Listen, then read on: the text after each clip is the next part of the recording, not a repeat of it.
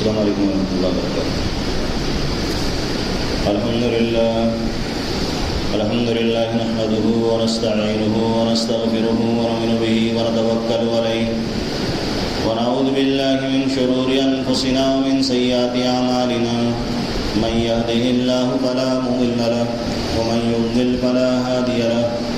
وأشهد أن لا إله إلا الله وحده لا شريك له وأشهد أن محمدا عبده ورسوله أما بعد فإن خير الحديث كتاب الله وخير الهدي هدي محمد صلى الله عليه وسلم وشر الأمور محدثاتها وكل محدثة بدعة وكل بدعة ضلالة وكل ضلالة في النار وقد قال الله تعالى في كلامه المجيد والفرقان الحميد فأعوذ بالله السميع العليم من الشيطان الرجيم بسم الله الرحمن الرحيم قاف والقرآن المجيد بل عجبوا أن جاءهم منذر منهم فقال الكافرون هذا شيء عجيب أإذا متنا وكنا ترابا ذلك رجع بعيد قد علمنا ما تنقص الأرض منهم وعندنا كتاب حفيظ وقال الله تعالى في موضع آخر أفرأيت من اتخذ إلهه هواه وقال في موضع سبحان الذي أسرى بعبده ليلا إلى آخر الآيات۔ سامعین کرام، دینی میرے بھائیوں، بزرگوں، عزیز ساتھیوں اور میری دینی ماں و بہنوں، اللہ رب العالمین کا فضل و کرم اور اس کا احسان ہے کہ اس نے ہمیں امت مسلمہ کا ایک فرد بنایا ہوا ہے، اور اللہ رب العالمین نے ہمیں جن چیزوں کی ضرورت تھی اللہ رب العالمین نے وہ ساری نعمتوں سے ان ساری نعمتوں سے ہم کو فیضیاب کیا ہوا ہے، جس میں سب سے بڑی دولت اسلام اللہ رب العالمین نے ہم کو عنایت کی ہے، اور امت محمدیہ کا ایک فرد بنایا ہے۔ بے شمار درود و سلام ہو اللہ کے نبی صلی اللہ علیہ وسلم کے اوپر کہ آپ صلی اللہ علیہ وسلم نے عملی طور پر جن چیزوں کی ضرورت تھی ان ساری چیزوں کو کر کے دکھلایا ہے، اور جو چیزیں نقصان دہ ہیں، خطرناک ہیں، جن سے ہمارے رشتے اللہ رب العالمین سے خراب ہوتے ہیں، اللہ رب العالمین نے جن چیزوں سے منع کیا ہے نبی صلی اللہ علیہ وسلم نے سختی سے ان سے روکا ہے۔ ایک بندہ کبھی بھی ان چیزوں کو اپنا کر جس سے اللہ اور اس کے رسول نے ہم کو روکنے کی کوشش کی ہے، اگر عبادت کے طور پر ان کاموں کو انجام دیا جائے اور ان افعال کو انجام دینے کے بعد، ان کاموں کو کرنے کے بعد اگر ہم یہ امید لگا کر بیٹھیں کہ اللہ رب العالمین ہم سے راضی ہوگا، خوش ہوگا، ہم اس کو عبادت کے نام کی عبادت کی فہرست میں شامل کرنے کی کوشش کریں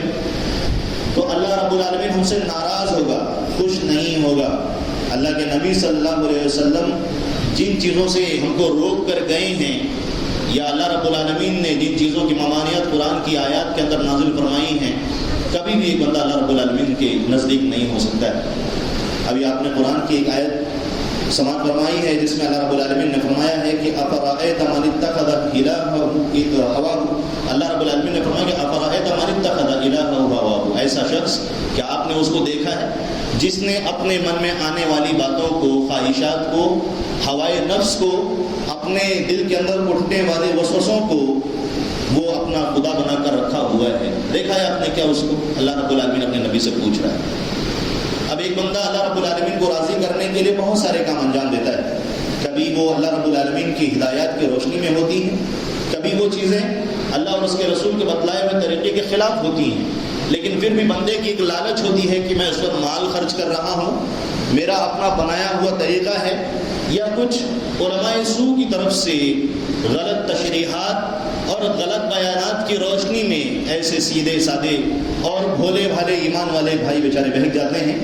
اللہ رب العالمین ایسے لوگوں کو ہدایت دے جو قرآن و سنت کی غلط تشریح کرتے ہیں، غلط تفسیر کرتے ہیں، اور وہ باتیں جو کتاب و سنت کے نصوص اس کے متقاضی نہیں ہیں، یا کتاب و سنت کے احکام ان ساری چیزوں کو لیے ہوئے نہیں ہیں وہ معانی، وہ مفاہیم اور وہ میننگ اس کے اندر ڈالنے کی کوشش کی جاتی ہے۔ تعویل جو ہم اور آپ سمجھتے ہیں، تعویل کی دو معنی ہیں تعویل کرنے کے۔ اللہ کے رسول صلی اللہ علیہ وسلم نے اپنے چچا زاد بھائی کو عبداللہ ابن عباس رضی اللہ عنہ کے لیے دعا کی تھی کہ اللہم علمہ التاویل، اللہ رب العالمین تو حضرت ابن عباس رضی اللہ تعالیٰ عنہ کو تعویل سکھا۔ تو وہاں تعویل کا جو مفہوم ہے تفسیر کی میننگ میں ہے کہ اللہ رب العالمین تو ان کو قرآن کی تفسیر، قرآن کی تعلیم، قرآن کے معنی و مفاہیم سکھا۔ لیکن اس کے اپوزٹ میں ایک تعویل کا دوسرا نیگیٹو میننگ بھی آتا ہے، منفی معنی بھی اس کے اندر پایا جاتا ہے۔ تعویل جس کو کہا جاتا ہے وہ ایک دور کا معنی، یا اس لفظ کے اندر، یا وہ لفظ اس بات کا متحمل ہو، وہ لفظ اس کے کئی معنی ہو، اس کے اندر کئی مطلب نکلتے ہوں، تو اس میں سے وہ دور کی کوڑی استعمال کی جائے اور وہاں پر لا کر فٹ کی جائے جس کانٹیکسٹ میں وہ معنی فٹ نہیں ہوتا ہے، یا پھر وہ معنی اس کا ہے ہی نہیں، بہت کھینچ تان کر یہاں وہاں سے لانے کی کوشش کی جاتی ہے اور اس آیت کی تفسیر بیان کرنے کی کوشش کی جاتی ہے، اس مسئلے کو ثابت کرنے کی کوشش کی جاتی ہے، اس حکم کو، اس مسئلے کو امت کے اوپر فٹ کرنے کی اور وبال کے طور پر ان پر نافذ کرنے کی کوشش کی جاتی ہے، کیونکہ اللہ کے رسول صلی اللہ علیہ وسلم نے فرمایا ہے کہ جس نے کوئی ایسا کام کیا جس کا میں نے حکم نہیں دیا ہے، من احدث فی امرنا ھذا ما لیس منہ فہو رد، اللہ کے نبی نے فرمایا کہ جس نے کوئی ایسا کام کیا جس کا میں نے حکم نہیں دیا ہے تو وہ مردود ہے۔ اب یہاں پر شارحین نے کہا ہے کہ یا تو وہ کام جس کا شریعت میں ذکر موجود نہیں ہے لیکن اس کے باوجود بھی وہ بندہ اس کام کو انجام دے رہا ہے تو وہ عمل مردود ہے، یا پھر اس کی دوسری تشریح کے مطابق وہ بدعت کا کام کرنے والا جس کی اسلام نے اجازت نہیں دی ہے وہ آدمی مردود ہے، اللہ رب العالمین کی رحمت سے دور ہے۔ اللہ کے رسول صلی اللہ علیہ وسلم کی حدیث کے اندر یہ دونوں معنی اور دونوں مطلب نکلتے ہیں، علماء کرام نے اس کی وضاحت فرمائی ہے۔ لہذا ہم کو کسی بھی کام کو انجام دینے سے پہلے اس بات پہ غور کرنا ہوگا کیا واقعی اس کام کو اللہ اور اس کے رسول صلی اللہ علیہ وسلم نے بتلایا ہے کہ نہیں بتلایا ہے۔ آج رجب کی 25 تاریخ ہے اور کل 26 ہے، اس کے بعد 27 ہے۔ امت کا ایک بڑا طبقہ ایسا بھی ہے جو اس سلسلے میں بڑے شد و مت کے ساتھ اس رات کا انتظار کرتا ہے، حالانکہ علماء کرام نے اس سلسلے میں اس کی وضاحت بیان فرمائی ہے اور بارہا اس کے اوپر باتیں آتی ہیں، لیکن بطور تذکیر کے یا یاد دہانی کے طور پر ہمارے ذہنوں میں ایک گوشے میں یہ ہونی چاہیے یہ بات کہ جو اسلام کا حصہ نہیں ہے اس کو کنڈم کرنا یا اس کی مذمت بیان کرنا یا اس کے سلسلے میں اسلام کی وضاحت کرنا ہم اہل ایمان کا حصہ ہے، اور منہج کا تقاضا یہ ہے کہ اسلام کی طرف ان باتوں کو جس کو وہ اسلام کے نام پر بیان کرتے ہیں اور اسلام کے دامن پر فٹ کرنے کی کوشش کرتے ہیں اس کو بیان کیا جائے، اس کی وضاحت کی جائے۔ کیوں؟ اللہ رب العالمین نے قرآن کی آیت میں جو بات فرمائی ہے سبحان الذی اسری بعبدہ لیلا، اللہ رب العالمین نے بیان فرمایا ہے، اسراء کے واقعے کو ذکر کیا ہے۔ اللہ کے نبی صلی اللہ علیہ وسلم کا وہ واقعہ اپنی جگہ پر برحق ہے، اسراء اور معراج کا جو واقعہ ہوا تھا اس میں کوئی دو رائے نہیں ہے، سارے ایمان والے اس کے اوپر ایمان رکھتے ہیں۔ اللہ رب العالمین نے قرآن کی آیت میں سورہ اسراء کی پہلی آیت کا حصہ بنایا ہے۔ اللہ رب العالمین نے اس بات کو لوگوں کے ذہنوں میں داخل کرنے کی کوشش کی ہے کہ اللہ رب العالمین نے اپنے نبی حضرت محمد مصطفیٰ صلی اللہ علیہ وسلم کے ساتھ اتنی خصوصی رعایت کی تھی، خصوصی مہمان نوازی کی تھی، اور ایک خارق عادت کے طور پر وہ چیز جو انسان کے طور پر انسان جس کا گمان نہیں کر سکتا ہے، اللہ رب العالمین نے اس واقعے کو ایک تاریخ کا حصہ بنایا تھا۔ اللہ رب العالمین نے راتوں رات مکہ سے اللہ کے نبی صلی اللہ علیہ وسلم کو ان کے گھر سے مسجد اقصی تک پہنچایا تھا، جس کے سفر کے دن کی تعداد 40 دن بیان کی جاتی ہے کہ 40 دن کی مدت لگتی اس مسجد اقصی تک پہنچنے کے لیے، لیکن اللہ رب العالمین نے رات کے ایک حصے میں، رات کے کچھ مخصوص حصے میں اللہ رب العالمین نے پورا اسراء اور معراج کا واقعہ اللہ کے نبی صلی اللہ علیہ وسلم کی زندگی کا حصہ بنایا ہے، اس میں کوئی دو رائے نہیں ہے، یہ ہمارے ایمان کا حصہ ہے، اور یہی وہ واقعہ ہے جس کے بعد اللہ رب العالمین کے منتخب صحابہ کرام میں سے حضرت ابو بکر صدیق رضی اللہ تعالیٰ عنہ کو صدیق کا خطاب ملا تھا۔ اللہ رب العالمین نے یہ اعزاز بخشا تھا، لیکن اس کا یہ مطلب بالکل نہیں نکلتا کہ ہم جو تاریخ کنفرم نہیں ہے، جس کی حقیقت موجود نہیں ہے، ہم اس کے سلسلے میں سنگینی سے کام لیں اور اس کو اسلام کا اور ایمان کا ایک خاص واقعہ بیان کر کے اس کے لیے شب بیداری کریں اور اسی طرح سے اگلے دن روزے کا اہتمام کریں۔ اسلام نے اس چیز کی بالکل اجازت نہیں دی ہے۔ علامہ ابن حجر رحمہ اللہ نے فتح الباری کے اندر اس سلسلے میں 10 اقوال نوٹ کیے ہیں کہ جو شب معراج جو ہوئی تھی، جس رات کو معراج کا واقعہ پیش آیا تھا، اس سلسلے میں 10 اقوال ہیں اور ایک بھی قول اپنی جگہ پر انہوں نے اس کی وضاحت فرمائی ہے۔ علماء اس سلسلے میں مختلف رائے رکھتے ہیں۔ کسی نے کہا کہ اللہ کے رسول صلی اللہ علیہ وسلم کی ہجرت سے 1 سال پہلے کا واقعہ ہے، کسی نے کہا اللہ کے رسول صلی اللہ علیہ وسلم کی ہجرت سے 8 مہینے کا پہلے کا واقعہ ہے، کسی نے کہا کہ اللہ کے رسول صلی اللہ علیہ وسلم کی ہجرت سے 6 مہینے پہلے کا واقعہ ہے۔ مختلف اقوال علماء کرام نے اس سلسلے میں بیان فرمائے ہیں۔ ایک بھی حتمی تاریخ اس سلسلے میں نہیں ہے۔ اگر یہ ایمان کا اور عقیدے کا اور عبادت کا حصہ ہوتا تو یہ اتنے کنفیوژن والی چیز اللہ کے رسول صلی اللہ علیہ وسلم امت کے درمیان نہیں چھوڑ کر جاتے۔ ہمارا نبی،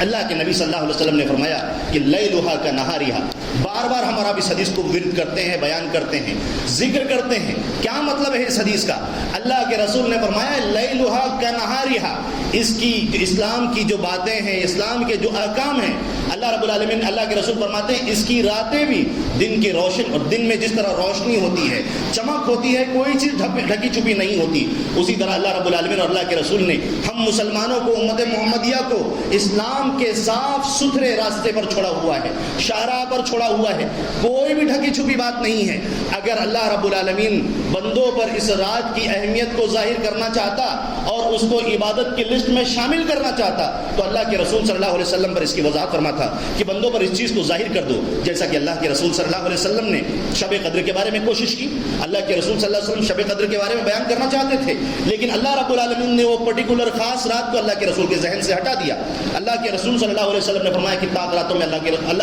اس قیمتی رات کو تلاش کرو جو ہزار مہینوں کی عبادت سے بہتر ہے۔ اللہ کے رسول صلی اللہ علیہ وسلم نے کہیں امت کو تنہا نہیں چھوڑا ہے۔ اگر جمعہ کی اہمیت کو دیکھیں تو اللہ کے رسول صلی اللہ علیہ وسلم نے فرمایا کہ جمعہ کی اہمیت اتنی زیادہ ہے کہ عیدین، عید الاضحیٰ اور عید الفطر کے مقابلے میں یہ جمعہ کا دن ہمارے نزدیک اللہ کے رسول نے فرمایا اس سے بہتر، اس سے افضل ہے۔ اللہ کے رسول صلی اللہ علیہ وسلم نے کسی لمحے کو نہیں چھوڑا۔ اللہ کے رسول صلی اللہ علیہ وسلم نے جمعہ کے دن جو قیمتی لمحات ہیں، اللہ کے رسول صلی اللہ علیہ وسلم نے اس کی وضاحت فرما دی۔ جو مقبول اوقات ہیں عبادت کے لیے، دعاؤں کے لیے، اللہ کے رسول صلی اللہ علیہ وسلم نے اس کا بھی اظہار کر دیا۔ ایک چھوٹی بات بھی اللہ کے رسول صلی اللہ علیہ وسلم نے امت کے درمیان باقی نہیں چھوڑی جس کی وضاحت نہ کی جائے، لیکن اس کے باوجود بھی امت کا ایک بڑا طبقہ اس بدعت کے کام کو انجام دینے میں ملوث ہے۔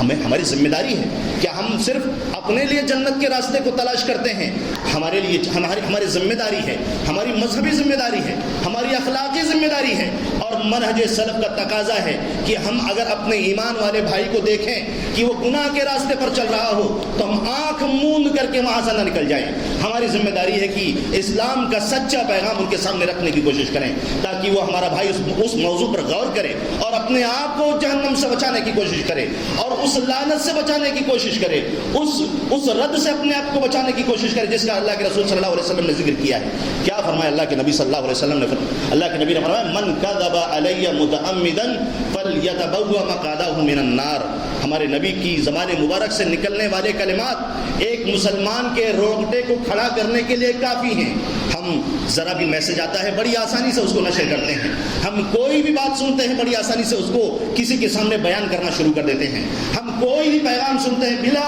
تحقیق اس کو یہاں وہاں نشر کرنا شروع کر دیتے ہیں۔ اللہ کے نبی صلی اللہ علیہ وسلم کی زبان مبارک سے نکلنے والے کلمات ایک مسلمان کے لیے بڑی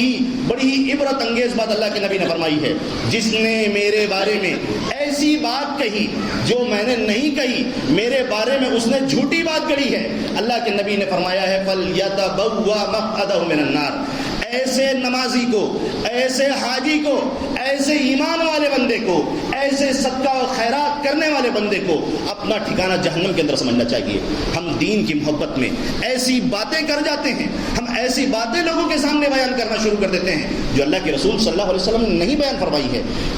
علماء نے اس سلسلے میں بیان فرمایا ہے۔ علامہ ابن الجوزی رحمہ اللہ بیان فرماتے ہیں اس حدیث کو تقریباً 98 صحابہ کرام نے نریٹ کیا ہے۔ تواتر کی حد تک یہ حدیث پہنچ پہنچتی ہے, کوئی شبہ ہی نہیں ہے اس کے یقین کے اندر. ایک علامہ ابن صلاح فرماتے ہیں کہ 62 صحابہ کرام نے اس حدیث کو بیان فرمایا ہے, جس میں سے 10 صحابہ کرام خلفاء راشدین میں سے ہیں. ملا علی قاری حنفی رحمہ اللہ امام سیوطی کے حوالے سے بیان فرماتے ہیں کہ تقریباً 100 صحابہ کرام نے, یا اگر خلاصہ نکالا جائے تو تقریباً 100 صحابہ کرام اس روایت کو ذکر کرتے ہیں کہ اللہ کے نبی صلی اللہ علیہ وسلم کی طرف اگر کسی بات کو منسوب کیا جائے تو اس سلسلے میں مجھ کو اور آپ کو غور کرنا چاہیے. اگر کوئی شخص یہ کہتا ہے, یہ حدیث تو اس شخص کے لیے ہے جو اللہ کے رسول صلی اللہ علیہ وسلم کے بارے میں گڑھتا ہے, پروڈکشن کرتا ہے, فیبریکیٹڈ کا کام کرتا ہے, فیبریکیشن کرتا ہے, اپنی طرف سے بناتا ہے, اس کے لیے ہے. اللہ کے نبی صلی اللہ علیہ وسلم نے اس شبہ کو ختم کر دیا. لیلھا کا نہاریھا کا پیغام ہے اللہ کے رسول کا. اللہ کے رسول نے فرمایا من تقول علی, جس نے کوئی ایسی بات کہی جو میں نے نہیں کہی, ما لم اقل علی, جو میں نے نہیں کہی تھی, اگر وہ اس کو کہتا ہے, یعنی وہ بات جو اللہ کے رسول کی طرف منسوب کی جا رہی ہے اللہ کے رسول صلی اللہ علیہ وسلم کا پیغام نہیں ہے, اور ہماری اور آپ کی زبان سے اگر نکلتا ہو, اللہ کے نبی نے فرمایا کہ ایسے شخص کو جہنم کی آگ میں اپنا ٹھکانہ سمجھنا چاہیے.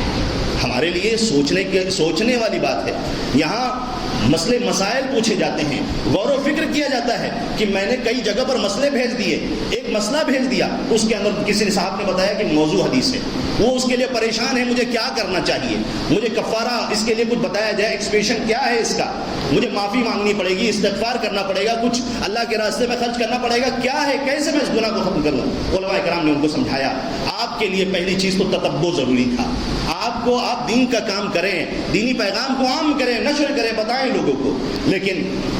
جب بات اللہ کے رسول صلی اللہ علیہ وسلم کے دامن سے جڑتی ہو تو بات بہت قیمتی ہو جاتی ہے, بات بہت وزندار ہو جاتی ہے, بات کی اہمیت اور زیادہ بڑھ جاتی ہے. تو اس وقت ایک مسلمان کی ذمہ داری ہے کہ وہ چیک کرے کیا وہ اللہ کے رسول صلی اللہ علیہ وسلم کی حدیث صحیح ہے کہ صحیح نہیں ہے.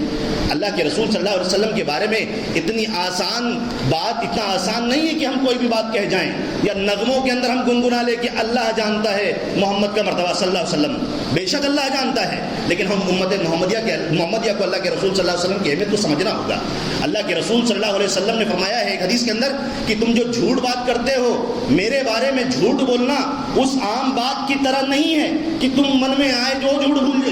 من میں آئے میرے بارے میں بول جاؤ. اللہ کے رسول نے فرمایا میرے بارے میں جھوٹ بولنا عام لوگوں کے بارے میں جھوٹ بولنے کے برابر نہیں ہے, بہت سنگین ہے. اس کے لیے ہم کو چاہیے کہ ہم غور سے کام لیں. ایک صاحب ہے, قرآن کی اس آیت کو پڑھتے ہیں, سبحان الذی اسری بعبدہ لیلا, زور زور سے چلا کر کہتے ہیں. کچھ لوگ ہیں جو اس مسئلے کو ماننے کے لیے تیار نہیں ہیں. اللہ رب العالمین نے قرآن کی آیت میں فرمایا ہے سبحان الذی اسری بعبدہ لیلا. اللہ رب العالمین نے اس کو آیت کا حصہ بنایا ہے, لیکن اللہ رب العالمین نے کہیں تاریخ نہیں ذکر کی ہے کہ 27 رجب کو شب معراج کے نام سے امت اس کو سیلیبریٹ کرے اور شب قدر کی طرح اس رات کو زندہ کرے اور ایام رمضان کی طرح اگلے دن کا روزہ رکھے. اللہ رب العالمین نے اس آیت میں کہیں اس بات کا ذکر نہیں کیا ہے. اگر کسی نے اعتراض کیا تو دوسری دلیل دی, وما خلقت الجن والانس الا لیعبدون. اللہ رب العالمین نے اس آیت میں عمومی حکم دیا ہے کہ اللہ رب العالمین نے فرمایا میں نے بندوں کو پیدا کیا ہے تاکہ وہ میری عبادت کرے. اگر اس کا یہی عمومی مفہوم ہے تو اللہ کے رسول صلی اللہ علیہ وسلم نے امت کو 4 رکعت کی اجازت دی ہے. بندہ اس آیت کے حکم میں 5 رکعت پڑھے, 6 رکعت پڑھے, 5 وقتہ نماز کے علاوہ اور اپنی طرف سے عبادت کرنا شروع کر دے. اللہ رب العالمین نے جس کو عبادت قرار دیا ہے, اللہ کے رسول صلی اللہ علیہ وسلم نے جس کو عبادت قرار دیا ہے, اگر ہم من مانی اپنے دماغ کی اپج کے طور پر ان احکام پر عمل کرنا شروع کر دیں تو شریعت کا تینیا پاچا بکھر جائے گا اور اس کے مناظر ہمارے سامنے, امت کے سامنے موجود ہیں, لیکن ہم ہوش کے ناخن لینے کے لیے تیار نہیں ہیں. علامہ البانی رحمہ اللہ نے عقیدے کی کتاب میں ایسے مناظر ذکر کیے ہیں. کچھ ہے محمد عبدہ کے نام سے منکرین حدیث ہے, وہ کہتا ہے کہ اللہ کے رسول صلی اللہ علیہ وسلم نے دجال کا ذکر کیا ہے. دجال دجل سے ماخوذ ہے جس کے اندر فریب, دھوکہ, عیاری, مکاری داخل ہے. وہ دجال مراد نہیں ہے جو لوگوں کے سامنے ہے. اللہ کے رسول صلی اللہ علیہ وسلم نے برائی کا ذکر کیا ہے. یہاں لوگ اپنی عقلوں کو زحمت دیتے ہیں. کسی نے کہا کہ اللہ رب العالمین جو عیسیٰ کا نزول فرمائے گا, عیسیٰ علیہ السلام کا, یہاں اللہ رب العالمین اچھائیوں کا ذکر کر رہا ہے. اچھائیاں بہت زیادہ عام ہو جائیں گی. اسی کا نتیجہ ہے کہ شکیل بن حنیف جیسے لوگ امت کے اندر پیدا ہوئے. اسی کا نتیجہ ہے کہ مرزا غلام احمد قادیانی جیسے لوگ شریعت کے اندر اپنے منمانی عقل کی دخل اندازی کے ذریعے سے شریعت سے کھیل اور چھیڑ چھاڑ کرنا چاہتے ہیں. امت نے اور علماء کرام کو اللہ رب العالمین جزائے خیر دے کہ ہم طلبہ کے لیے انہوں نے اصول تیار کیے ہیں. انہوں نے کہا ہے حرام ہے کسی آدمی کے اوپر، حرام ہے. خطیب بغدادی نے، امام نووی رحمہ اللہ نے اور دیگر علماء کرام نے اس کو اپنی کتابوں کے اندر ذکر کیا اس اصول کو. انہوں نے کہا ہے کسی بھی مسلمان کے لیے اگر معلوم پڑ جائے کہ یہ حدیث موضوع ہے،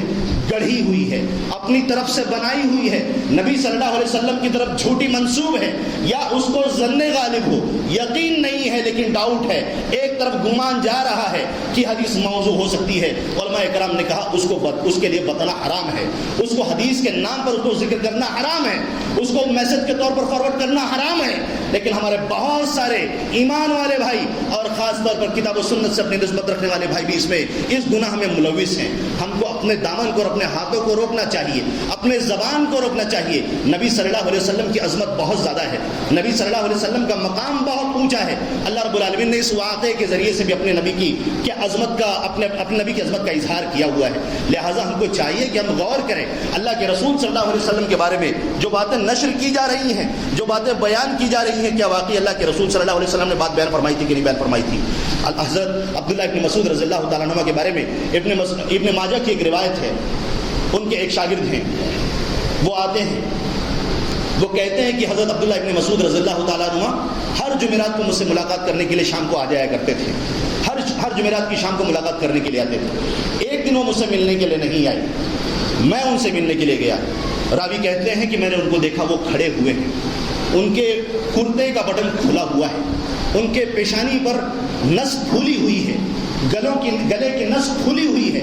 آنکھیں ڈبڈبائی اور آنکھیں باہر ہیں. وہ حدیث بیان کرنا چاہتے ہیں لیکن ان کی زبان رک جاتی ہے. کبھی کچھ الفاظ استعمال کرتے ہیں، کبھی کچھ کہتے ہیں، کبھی کہتے ہیں قال رسول اللہ صلی اللہ علیہ وسلم، کبھی کہتے ہیں حدثنا رسول اللہ صلی اللہ علیہ وسلم، کبھی کہتے ہیں اخبرنا رسول اللہ صلی اللہ علیہ وسلم. الفاظ کا انتخاب نہیں کر پاتے ہیں، اپنی زبان کو روک لیتے ہیں. حضرت انس بن مالک رضی اللہ تعالیٰ عنہ خادم رسول اللہ کے رسول صلی اللہ علیہ وسلم کی خدمت میں 10 سال تھے. انہوں نے اللہ کے رسول صلی اللہ علیہ وسلم کی صحبت حاصل کرنے کے بعد بھی 1 سال تک حدیث بیان نہیں کی. ایسے اونچے اونچے صحابہ کرام، ان لوگوں نے اللہ کے رسول صلی اللہ علیہ وسلم کے دین کے بارے میں اپنے دین کو اور اپنی زبان کو محفوظ کیا ہے. لہٰذا ہم کو بھی چاہیے کہ ہم اپنی زبان کو اور اپنے دین کو محفوظ کرنے کی کوشش کریں. اللہ کے رسول صلی اللہ علیہ وسلم کے بارے میں زبان کھولنا، شریعت کے بارے میں زبان کھولنا بہت بڑی بات ہے. اللہ کے رسول صلی اللہ علیہ وسلم نے معراج کا جو واقعہ بتلایا ہے، امت کو چاہیے کہ اس واقعے سے عبرت حاصل کرنے کی کوشش کرے کہ کیسے اللہ رب العالمین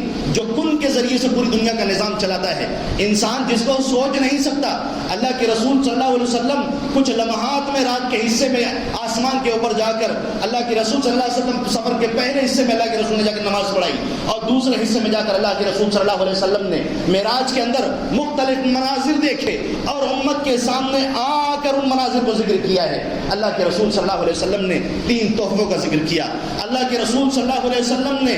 ایسے لوگ جو غیبت کرتے ہیں، چغلی کرتے ہیں، پیٹھ پیچھے عیب نکالنے کی کوشش کرتے ہیں، اللہ کے رسول صلی اللہ علیہ وسلم نے ان لوگوں کا مناظر السین کو بیان کیا. اللہ کے رسول صلی اللہ علیہ وسلم نے جہنم کے اندر خون کی پیپ کے اندر اور جہنم کے اندر جلنے والوں کو اللہ کے رسول صلی اللہ علیہ وسلم نے دیکھا. ہم کو چاہیے کہ معراج کے واقعے کا ذکر کریں، پڑھیں. اور اللہ کے رسول صلی اللہ علیہ وسلم نے آسمان سے جو ہدیہ اور تحفہ امت کے لیے لے کر آئے تھے، نماز کی شکل میں اور سورہ بقرہ کی آخر کی 2 آیات کی شکل میں، اور ایسا ایک تیسرا پیغام کہ امت اپنے آپ کو شرک سے بچاتی ہے، تو اللہ رب العالمین ایسے بندے کو اللہ رب العالمین اس کی مغفرت فرمائے گا، ورنہ اللہ رب العالمین اس کو معاف کرنے والا نہیں ہے. ہماری نظروں میں اگر اس پیغام کی اہمیت ہے تو ہم کو چاہیے کہ ان پیغام کو اس پیغام پر زور دینے کی کوشش کریں، ان واقعات کے ذریعے سے سمجھنے کی کوشش کریں. اللہ کے رسول صلی اللہ علیہ وسلم نے 7 آسمان کا ذکر کیا. پہلے آسمان پر آدم علیہ السلام سے ملاقات ہوئی، دوسرے آسمان پر حضرت یحییٰ اور عیسیٰ علیہ السلام سے ملاقات ہوئی، تیسرے آسمان پر حضرت یوسف علیہ السلام سے ملاقات ہوئی، چوتھے آسمان پر حضرت ادریس علیہ السلام سے ملاقات ہوئی،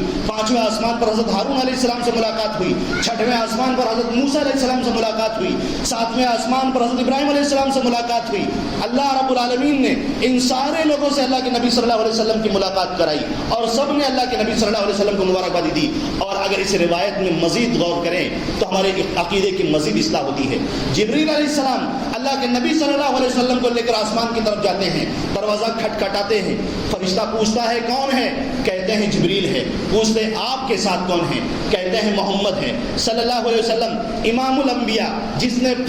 اسی سفر میں رات کے پہلے حصے میں اللہ کے رسول صلی اللہ علیہ وسلم نے انبیاء کرام کی امامت کرائی تھی۔ فرشتہ پوچھتا ہے کیا ان کو بلایا گیا ہے؟ کیا ان کو بلایا گیا ہے؟ جبریل علیہ السلام کہتے ہیں ہاں ان کو بلایا گیا ہے۔ آج زمین پر بیٹھ کر ایک آدمی دعویٰ کرتا ہے کہ لوح محفوظ میں کیا لکھا جاتا ہے، کیا لکھا گیا ہے سب میں پڑھ لیتا ہوں، میں دیکھ لیتا ہوں۔